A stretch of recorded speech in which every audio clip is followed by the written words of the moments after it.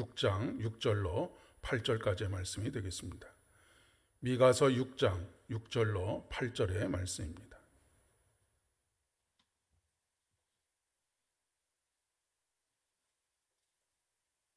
미가서 6장 6절로 8절의 말씀, 제가 봉독하겠습니다. 내가 무엇을 가지고 여호와 앞에 나아가며 높으신 하나님께 경배할까? 내가 번제물로 1년 된 송아지를 가지고 그 앞에 나아갈까? 여호와께서 천천의 수양이나 만만의 강물 같은 기름을 기뻐하실까? 내 허물을 위하여 내 맏아들을, 내 영혼의 죄로 말미암아 내 몸에 열매를 드릴까? 사람아, 주께서 선한 것이 무엇임을 내게 보이셨나니 여호와께서 내게 구하시는 것은 오직 정의를 행하며 인자를 사랑하며 겸손하게 내 하나님과 함께 동행하는 것이 아니냐. 아멘. 오늘 다시 이 새벽에 우리를 깨우시고 우리의 마음과 우리의 생각 가운데 하나님의 말씀을 주셔서 그 하나님의 뜻을 온전히 순종함으로 우리의 삶에서 이루어 가게 하시는 하나님 앞에 감사와 영광을 올려드립니다. 오늘도 소망으로 충만한 하루 되실 수 있기를 바라고요. 기쁨과 감사로 오늘 하루 온종일 여러분의 입술에 찬양이 그치지 않고 얼굴에는 웃음이 떠나가지 않는 그런 복된 하루 되실 수 있기를 진심으로 축복합니다. 우리는 흔히 하나님의 속성을 두 가지로 이야기합니다. 그 하나는 하나님의 사랑하심이고 또 다른 하나는 하나님의 공의로우심입니다. 어저께 그 하나님의 사랑에 우리가 다시 연결되는 것이 오늘 우리에게 그리고 2021년 우리에게 회복되어져야 할 가장 중요한 일이다라고 하는 말씀을 드렸습니다. 그리고 또 한 가지 오늘 함께 나눌 하나님의 공의가 회복되어져야 한다라고 하는 그런 말씀입니다. 그러니까 하나님의 공의와 하나님의 사랑이 우리 안에서 함께 회복되어질 때에 우리가 온전히 하나님을 만나는 것이고 그분을 영접하는 것이다 라고 하는 것을 말씀하고 있는 것입니다. 하나님의 사랑과 하나님의 공의는 마치 동전의 양면과 같습니다. 동전은 한 면으로만 존재할 수가 없는 것이죠. 반드시 양면이 있어야 하는 것처럼 우리가 하나님에 대해서 이야기할 때 그리고 하나님을 우리 안에 받아들일 때 하나님의 사랑만 이야기하는 것도 아니고 하나님의 공의만을 이야기하는 것도 아니고 하나님의 사랑과 공의가 함께 이야기되어져야 하고 그 하나님의 사랑과 공의를 함께 우리 안에 받아들여야 한다라고 하는 것을 말씀하고 있는 것입니다. 그런데 세상이 말하는 공의와 세상이 말하는 사랑은 사랑이 없는 공의를 말하고 공의가 없는 사랑을 말하기 때문에 문제가 되는 것이죠. 옳은 소리를 하지만 그 마음속에 사랑을 품지 않고 있고 사랑을 이야기하고 있지만 그 안에 옳음을 하나님의 공의를 포함하고 있지 않기 때문에 모든 것이 삐그럭거리는 소리를 낼 수밖에 없다라고 하는 그런 이야기입니다. 이 두 가지가 우리 안에서 온전히 회복되게 될 때 우리 안에 온전히 인격적인 하나님을 만날 수가 있습니다. 오늘 본문의 말씀에 미가 선지자는 이렇게 예언합니다. 사람아, 주께서 선한 것이 무엇임을 내게 보이셨나니 여호와께서 내게 구하시는 것은 오직 정의를 행하며 인자를 사랑하며 겸손하게 내 하나님과 함께 동행하는 것이 아니냐라고 말씀하고 있습니다. 주께서 보여주신 선한 것이 무엇이냐? 여기서 말하는 선한 것이다라고 하는 것은 단순히 도덕적인 것과 윤리적인 것을 뛰어넘는 것을 이야기하는 것입니다. 선하다라고 하는 것은 하나님을 보여주는 것입니다. 하나님의 영광을 보는 것이죠. 왜냐하면 세상에 선하신 분은 오직 하나님밖에 없기 때문에 그렇습니다. 선한 것을 너에게 보여주셨다라고 하는 것은 하나님이 어떠한 분이신지를 보여주셨다라고 하는 그런 이야기입니다.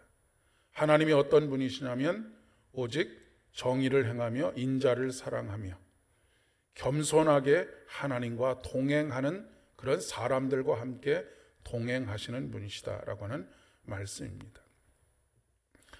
새가 하나의 날개로는 아무리 몸부림을 쳐도 날아다닐 수가 없습니다.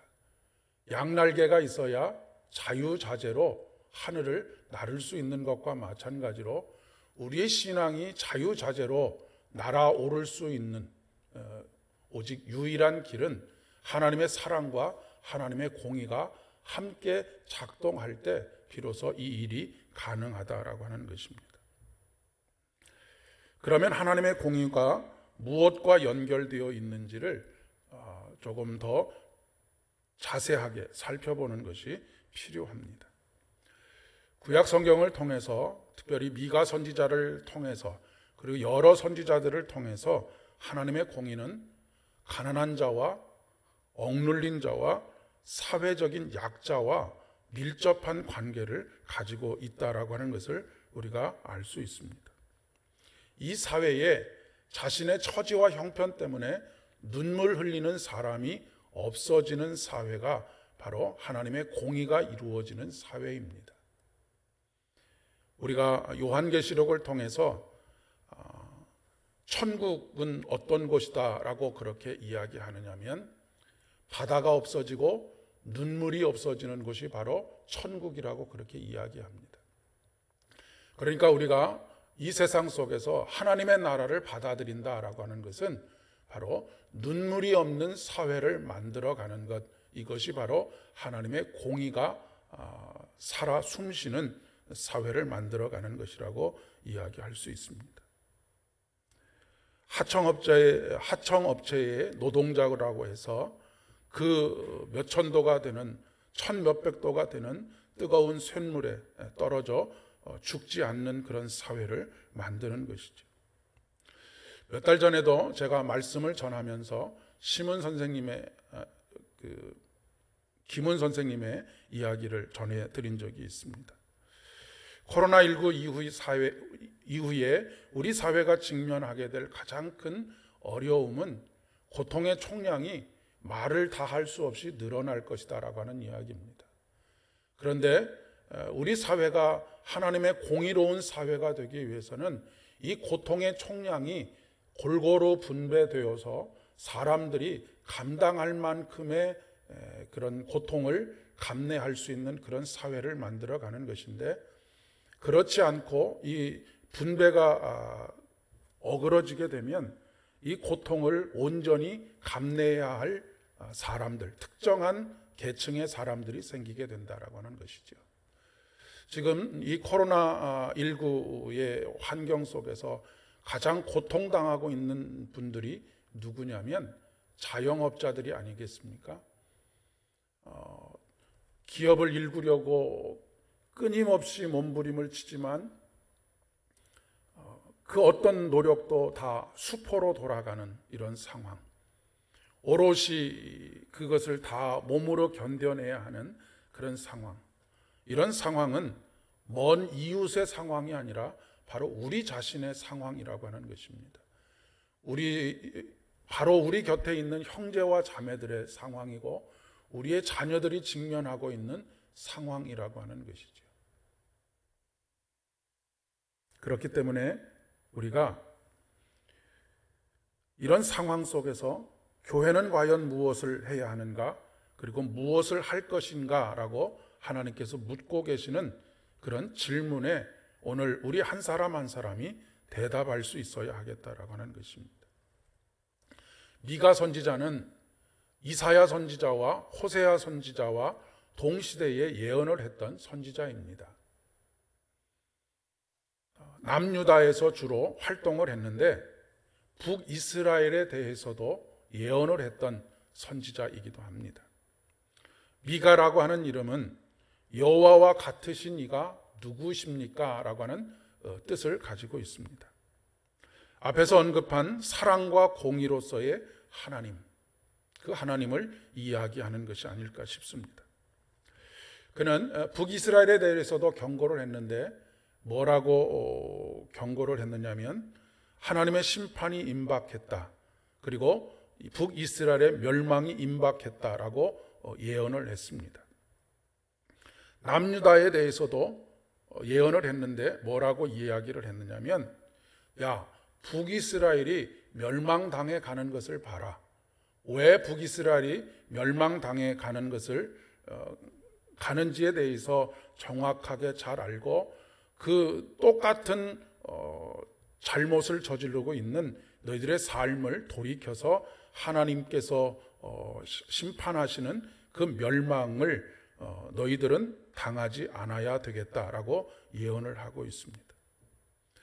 근데 북이스라엘과 남유다의 멸망의 원인, 핵심적인 이유가 무엇이냐면 우상숭배와 부도덕함, 여기서 말하는 부도덕함이라고 하는 것은 하나님의 공의를 저버리는 것입니다. 그런데 우상숭배와 하나님의 공의를 저버리는 것은 이 두 가지가 함께 연결이 되어져 있습니다. 서로 무관하지 않다라고 하는 이야기입니다. 우상숭배를 하는 이유는 철저하게 물질 만능주의와 연결이 되어져 있습니다. 특별히 미가 선지자는 누구를 심하게 꾸짖고 있느냐면 특별히 부자들을 심하게 꾸짖고 있습니다. 그리고 그가 주로 어울려서 살아갔던 사람들은 가난하고 억눌리고 사회적인 약자의 자리에 있는 사람들이었습니다. 그렇다고 해서 부자는 악하고 가난한 사람은 선하다라고 하는 이분법적인 사고를 가지고 있는 것은 결코 아닙니다. 특별히 그 당시에 부자들은 종교적인 열정이 최고조에 달했습니다. 그래서 늘 무엇이라고 사람들에게 이야기했느냐면 하나님 앞에 드리는 예물을 하나님께서 내가 1년 된 송아지를 드리면 참 기뻐하시지 않겠는가? 1년 된 송아지는 아무나 드릴 수 있는 정도의 제물이 아니었습니다. 적어도 한 부족의 족장이 드릴 수 있는 제물이었습니다. 그리고 천천의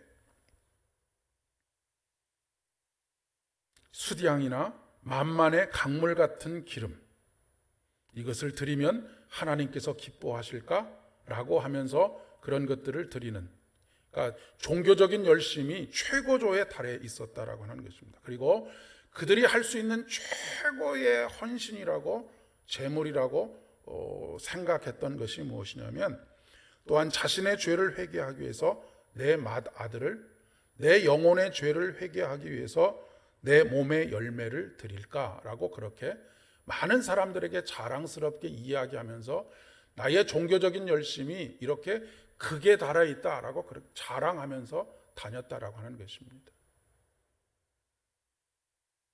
죄를 회개하기 위해서 맏아들을 드렸다라고 하는 것은 무엇이고, 영혼의 죄를 회개하기 위해서 내 몸의 열매를 드렸다라고 하는 것이 무엇이냐면 바로 인신제사를 드렸다라고 하는 것입니다. 자기의 아들, 딸들을 하나님께 올려드리는 이런 일들을 자행했다라고 하는 것이죠. 실질적으로 이스라엘의 역사 속에서 이런 일들이 일어났던 것을 보게 됩니다. 나는 이렇게 하나님을 사랑한다. 나는 이렇게 하나님 앞에 모든 것을 다 드릴 수 있을 만한 열정을 가지고 있다라고 이야기하고 있는 것이죠. 그런데 하나님께서 9절의 말씀에 이렇게 말씀하십니다. 너희는 매가 예비되었나니 그것을 정하신 이가 누구인지 들을지니라. 그러면서 그들의 죄악을 낱낱이 고발하고 있습니다. 하나님 앞에 천천의 수량과 만만의 재물을 드리고 심지어는 자기의 아들과 딸들까지도 하나님 앞에 드리는 그들이 불의의 재물과 축소시킨 가능한 예배, 이 에바, 그러니까 되박을 저울을 속이는 것이죠. 거짓 저울추, 부자들의 강포, 주민들의 거짓말, 이런 일들이 하나님께는 자기 아들을 드릴 만큼의 종교적인 열정을 보이면서도 삶은 완전히 엉망인, 하나님께서 가장 눈물을 닦아주기를 원하셔서 그들을 품에 품어 안고 있는 사람들을 향해서 이런 강포를 저지르는 것을 서슴지 않는 사람들을 이야기하는 것입니다. 이러한 시대적인 상황 속에서 종교 지도자들, 정치 지도자들은 어느 편에 서 있었겠습니까? 당연히 가진 자의 편에 서 있었습니다. 오늘날도 그렇지 않겠습니까? 정치 지도자들은 말할 것도 없고 오늘날 교회도 부와 권력과 명예를 가진 사람들의 편에 서 있습니다. 그리고 동일하게 부와 권력과 명예를 탐하고 있고 그 부와 권력과 명예를 위해서 사회적인 약자들을 수탈하는 일을 자행하고 있는 것이 오늘 우리 사회의 현실이라고 하는 것입니다. 가난하고 어려운 사람들은 구제의 대상이 아닙니다.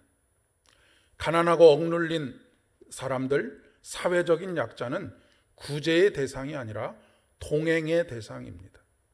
그것도 겸손히 하나님과 동행하듯 우리 곁에 있는 사회적인 약자와 함께 동행하는 그런 삶이 필요하다라고 하는 것이죠. 앞서서 말씀드린 것처럼 부자라고 해서 타도의 대상이 아닙니다. 가난한 자라고 해서 모든 사람들이 선한 것은 아니지요. 우리 모두가 부자이든 가난하든 많이 배웠든 많이 배우지 못했든 어떤 처지와 형편에 있든지 간에 하나님 앞에서 겸손하게 하나님과 함께 동행하는 자세가 필요하다라고 하는 그런 이야기입니다. 누구를 정죄하고 누구를 판단하고 하는 것이 아니라 모든 사람들이 다 겸손하게 하나님 앞에 나와서 우리의 부족함과 연약함을 아뢰고 그분과의 동행이 우리의 기쁨이 되는 그런 삶을 살아야 한다라고 하는 것이죠. 북이스라엘이 멸망당하게 된 것은 표면적인 이유는 아수르의 침공 때문입니다. 그러나 내면적으로 본다면 부의 편중과 그로 인해서 신음하는 이들의 신음소리를 하나님께서 들으셨다라고 하는 것입니다. 그 신음소리를 들으신 하나님의 심판으로 말미암아서 북이스라엘이 멸망을 당하게 되었다라고 하는 것이죠. 더 정확하게 이야기하면 하나님께서 그 신음소리를 들으시고 아수르를 북이스라엘을 징계하는 매로 채찍으로 그렇게 드셨다라고 하는 그런 이야기입니다. 그것을 목격하고 있는 미가 선지자가 북이스라엘을 타산지석으로 삼아서 남유다는 이렇게 멸망하지 않기를 간절히 원하고 호소하는 마음으로 오늘 예언을 하고 있는 것입니다. 그러나 결국 남유다도 똑같은 멸망의 길을 가고 말게 됩니다. 왜냐하면 그 길을 돌이키지 않았기 때문입니다. 우리나라가 쇠락의 길을 걷고 교회 또한 쇠락의 길을 걷게 된다면 이 또한 동일한 이유로 하나님께서 매를 드시는 것이다 라고 그렇게 이야기할 수 있겠습니다. 아니 지금 우리가 그 길 위에 있다라고 하는 두려움과 떨림이 있습니다. 오늘도 하나님께서는 작은 자들의 신음소리에 응답하십니다. 우리가 날마다 찬양의 가사로 고백하지 않습니까? 작은 신음조차도 응답하시는 하나님. 오늘날 교회의 쇠락은 교회 안에서 하나님의 공의가 사라졌기 때문이라고 이야기할 수 있겠습니다. 오늘 교회가 그리고 우리 그리스도인들이 하나님의 편에 설 때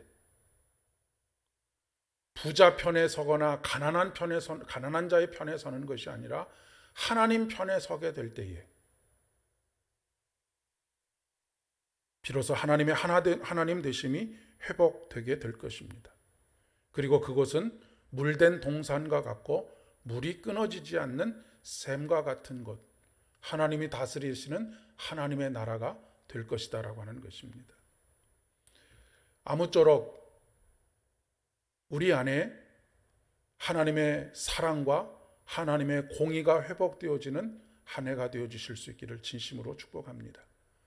여러분의 삶에도, 여러분의 가정에도, 여러분의 일터에도, 우리 교회에도, 이 나라와 이 민족에도 하나님의 사랑과 더불어 하나님의 공의가 동시적으로 회복되어서 온전히 하나님의 통치가 이루어지는 참으로 꿈 같은 하나님의 나라를 매일매일의 삶 속에서 경험하며 살아가는 저와 여러분 되실 수 있기를 진심으로 축복합니다. 함께 기도하겠습니다. 은혜가 풍성하신 아버지 하나님, 참으로 두렵고 떨림으로 이 한 시간을 주님 앞에 올려드립니다.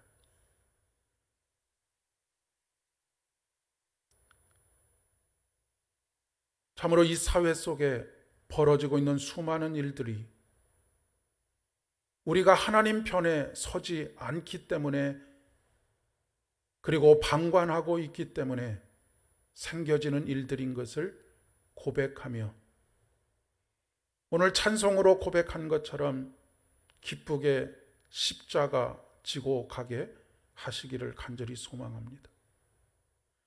기쁘게 십자가 지고 가면 슬픈 마음이 위로를 받게 된다라고 하는 고백처럼 참으로 힘들고 어렵지만 이 하나님의 공의가 회복되어지기를 소망하며 우리 스스로 한 사람 한 사람이 십자가를 짊어지고 가게 될 때에 이 사회 속에서 슬픔 가운데 있는 사람들이 위로받게 되며 우리들도 함께 위로받게 되는 하나님의 놀라우신 은혜를 경험하게 될 줄을 믿습니다.